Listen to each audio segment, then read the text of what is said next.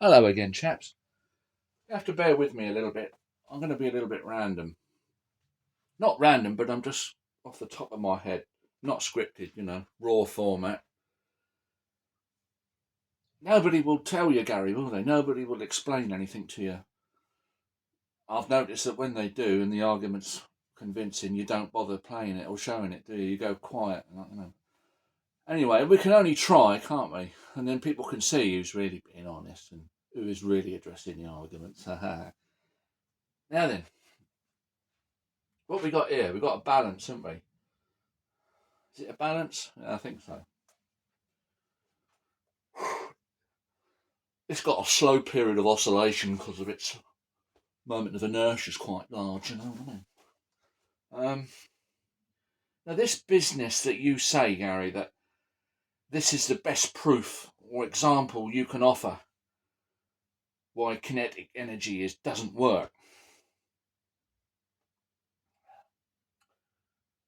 For anybody that's not a bit au fait with that argument, I'll try and explain it the best I can from his point of view, which I can tell you is not a nice place to be. You do not want to be in Gary's head. Now, he says that, oh, actually, I've got this set up wrong. I should have two masses here at one distance and this one mass here at two distance. I was forgetting that. But you can imagine that anyway. It won't alter what I'm going to say. Of course, if this was two mass here, it would do the same thing. It would balance. Would oscillate a little bit because the weights are below the pivot centre of rotation. The centre of mass is lower than the centre of rotation, so it would oscillate, and then it'll come to a static equilibrium. Now, Gary would say that I suppose I ought to set it up to try and show that, really, otherwise it'll be another bloody excuse, won't it? Hang on. Are you still there? Oh, good. That's all right then. Now we've got two masses here now, and one mass here at twice the distance. You've still got this tendency to balance, haven't you, and oscillate slightly. Now, why is this, in Gary's mind, evidence that kinetic energy does not work? Well, if we think about the velocity, any movement, whatever speed, this is always going to be going at twice the velocity to this because of the radius. That's quite right. So, now let me think.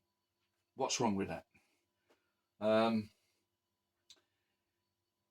There's two situations. I think Gary forgets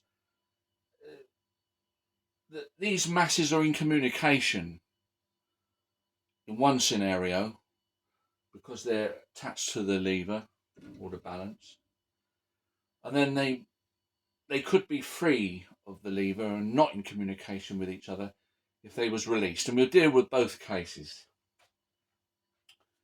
So if they're in communication with each other like this, and this one is moving at twice the velocity, therefore it should have the squared rule, 4 times the energy of a one mass here. Because it's only half the mass, it's only half the kinetic energy. This one should have twice the kinetic energy, according to the science formula, when it's moving. And now, what's wrong with that? Nothing. I can't see anything wrong with that. That's right. Whatever speed this is going, this mass has got twice the velocity, kinetic energy as this. So let's think. Now, why is Gary saying this proves it to be wrong? I suppose what he's saying is, if this has got more energy than this at any moment in time when it's moving, let's say the initial movement is this is going up. So it's going up and it's got twice the kinetic energy as this group of masses here, right? It's got twice the kinetic energy. So he's saying, well, why does it stop? and then oscillate backwards and forwards. Why does it stop and reverse, I suppose he's saying. Why doesn't it, at this point, instead of coming to a stop, keep going? Because it's got twice the kinetic energy, hasn't it? Why doesn't it keep going? Well, if it kept going, Gary, if it kept going, at this point, it's still got twice, it would keep going. It would accelerate, wouldn't it? Wouldn't it accelerate and speed up? Well, it can't do that, can it? So what's wrong here? What's wrong with that idea? I mean, if we give it enough energy, it will rotate, even if it wasn't going to accelerate. Let's just say at any point, this one, any little acceleration, this one, because it's got kinetic energy, according to Gary, why the lever's lying is it should, if this has got more energy, it should carry on. Well, it does. It does carry on if you put enough energy into it. What are you saying? That at any point it should... No, the more you think about it, the more ridiculous it is. There's nothing wrong with the law of the lever, why it explains kinetic energy not to be correct. It's something completely different. Now, okay, that's the scenario when they're attached. Now, you've also started off mentioning, if we give this lever an acceleration and say at the horizontal point, this is released. This is released and it would fly up tangentially to the radius of the rotating arm, wouldn't it? It would fly up at twice the velocity that this one, if it were released, could move. Let's deal with that. I'm sure we've dealt with this before. Now, if this is released, it's got twice the velocity, therefore it would have twice the kinetic energy as if we did this and released this one.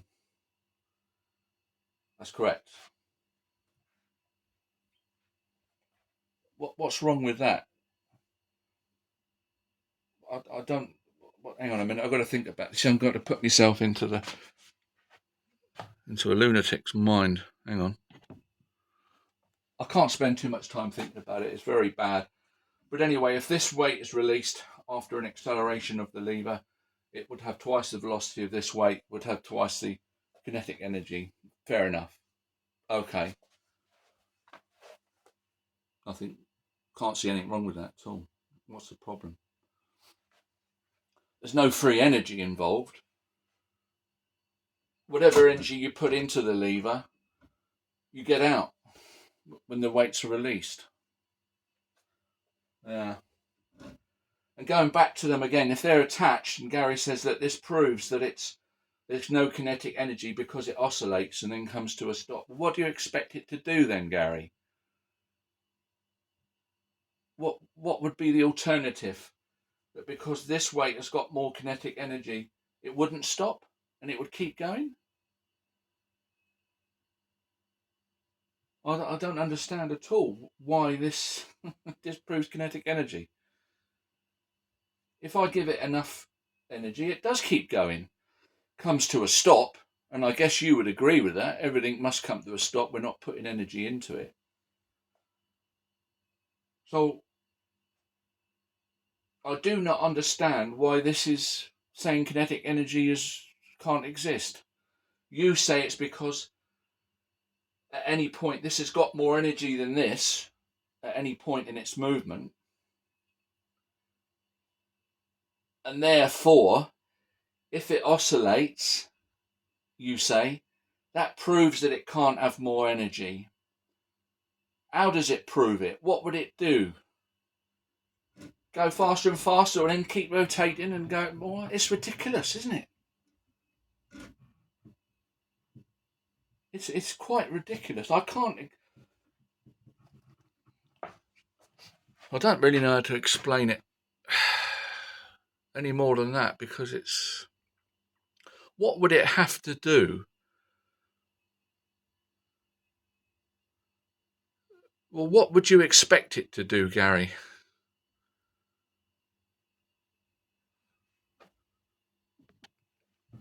Again, you're saying that kinetic energy is wrong because it says that this has got twice the energy as this. And if it's moving, and if it's got twice the energy, why don't we see that?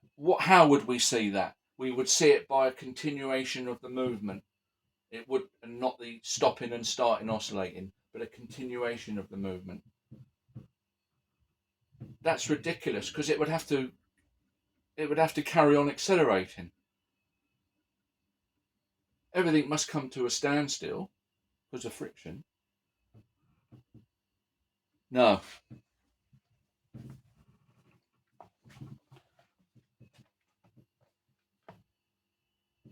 And I notice you didn't address the problem of how do you write down the acceleration on paper. 9.8 meters per second. If you gave that to an alien and said that describes acceleration, he would say, if he'd read the physics, he would say 9.8 meters per second is velocity, not an acceleration. And you say, oh, it just means that every second we had 9.8 meters. How would you write it down, Gary? I'd like to see you write it down, because that's what's necessary if you're going to create a new physics. You need to be able to write it down so people can share and understand it. If you haven't answered that, and you haven't answered the hose pipe adds momentum, because if we cut the area of the nozzle in half, you get twice the velocity, but you continue with the same mass flow rate, continuity of mass flow. So now you've created momentum. I notice you've kept quiet about that as well. Come on, if you're so honest and everybody else is so dishonest, then start addressing these, pointing out where you're wrong, old chap. Oh, thanks for watching. See you later.